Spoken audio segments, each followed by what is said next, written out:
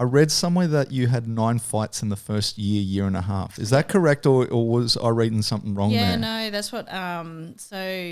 April 2013, I had my first MMA fight, and then May I had my second, and then in June that's when I won my 2 boxing world titles, because I was actually in fight camp for my 3rd MMA fight, which I came back and did that in the July.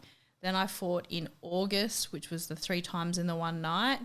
And then I came back and fought, I think it was that September or October. But yeah, in a 12-month period, I'd had obviously my boxing world title fight, and then I think my first 8 professional MMA fights, which was, I think I was about 4 and 4 though. So, but in saying that, when you think about it, there was, good reason why I've got a few losses to my name, because you kind of don't really have a lot of time to fix some errors. But it's just crazy as well to be that active. I mean, people always made this big deal about, say, Cowboy Cerrone, right? That he took 5 fights in a 12-month period. Yeah. And then, you hear that kind of stuff and you're like, as I say, I didn't even know it was legal, in the sense I always thought that they would hand down medical suspensions, but I guess that's probably different on the local scene. Yeah, 100%. That's, because it was here in Australia, and I was just lucky, and like I said, that was the reason why I started MMA, was just to keep active. So I was loving being that active, and when you go from the amateur boxing world where you're competing regularly like that, to me it didn't seem anything different. But now that I'm